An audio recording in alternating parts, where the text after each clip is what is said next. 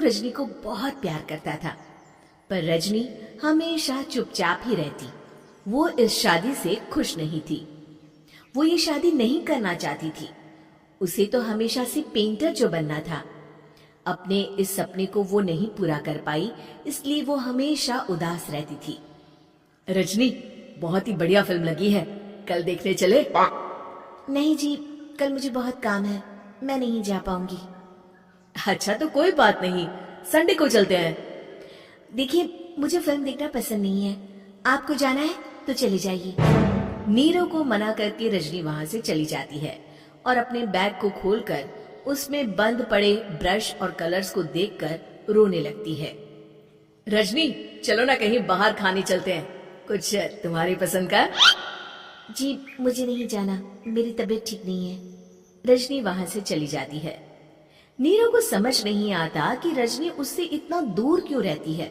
वो जब भी उसके साथ वक्त बिताना चाहता है, रजनी कोई ना कोई बहाना बना देती है। एक दिन घर पर कोई नहीं था।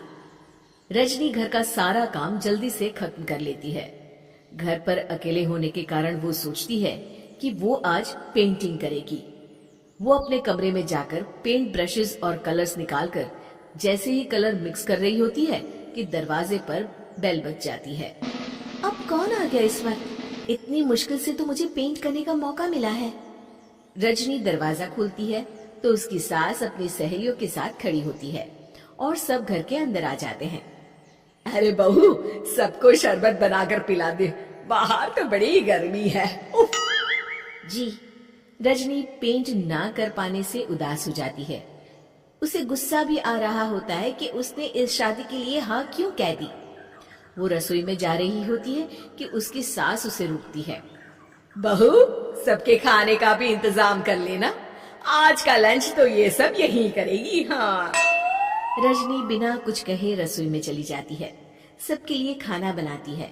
सब खाना खाते हैं और रजनी घड़ी देखती है कि ये सब कब जाएंगे ताकि वो अपनी पेंटिंग कर सके। जब शाम होती है तब सब चले जाते हैं अपने घर। अरे बहू, सब तेरे खाने की तो बहुत तारीफ कर रहे थे, सबको बहुत अच्छा लगा खाना। आपको मुझे सुबह बताना चाहिए था ना कि आपकी सहेलियां आ रही हैं। पता भी है कितना वक्त लगा सारा खाना बनाने में। अरे बहू, तू ऐसे कैसे बात कर रही है मुझसे? तो और कैसे बात करूं? मैं इस घर की कोई नौकरानी नहीं हूं कि इतना काम करूंगी। रजनी अपने कमरे में जाकर दरवाजा बंद कर लेती है। शाम को जब नीरव आता है तो उसकी माँ उसे पूरी घटना के बारे में बताती है। क्या रजनी ने आपसे इस तरह बात की माँ?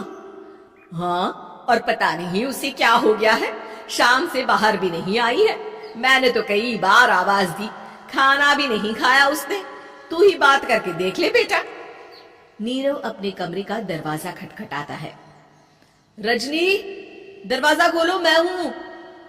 रजनी दरवाजा खोलती है और फिर वापस जाकर अपने बिस्तर पर लेट जाती है। रजनी, माँ से बात करने का ये क्या तरीका है? मैंने कोई गलत बात नहीं की है। अरे तुम क्यों ऐसे बर्ताव कर रही हो सबके साथ? क्या तुम इस शादी से खुश नहीं हो? रजनी कुछ नहीं बोलती। अरे बताओ मुझे रजनी, क्या ये शादी तुम्हारी मर्जी के खिलाफ हुई है? हाँ, मैं ये शादी कभी नहीं करना चाहती थी। तुमसे क्या, मैं किसी से भी शादी नहीं करना चाहती थी। रजनी रोने लगती है। चुप हो जाओ रजनी, बताओ मुझे, तुम क्यों नहीं करना चाहती थी शादी? रजनी बेड के नीचे से अपने पेंटिंग्स, कलर्स, ब्रश, पेपर्स निकालती है।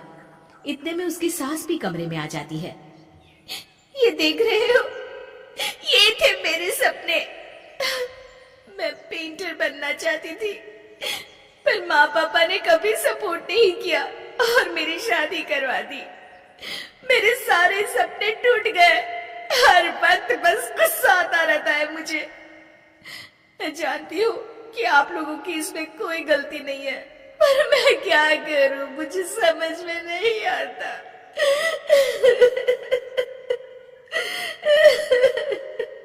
रजनी फूट फूट कर रोने लगती है।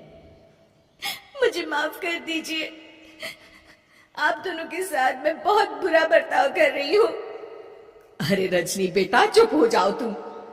नीरव पानी लेकर आता है। ये लो पानी पियो और शांत हो जाओ। रजनी पानी पीती है और उसकी सास पेंटिंग्स देख रही होती है। अरे नीरव, हमें तो पता ही नहीं था कि हमारी बहू कलाकार है। अरे कितनी अच्छी पेंटिंग्स बनाई है, देखो तो। ये वाली तो मैं अपने कमरे में ले जाऊंगी। आपको ये पेंटिंग्स अच्छी लगी? अच्छी नहीं, बहुत अच्छी लगी। और तुमने हमें बताया क्यों नहीं? तुम जब चाहे पेंटिंग कर सकती हो रजनी। हम तुम्हारे सपनों को पूरा करने में तुम्हारा पूरा साथ देंगे। हाँ बेटा, हम कला की कद्र करते हैं। हम कलाकार तो नहीं, पर मुझे गर्व है कि मेरी बहू एक कलाकार है।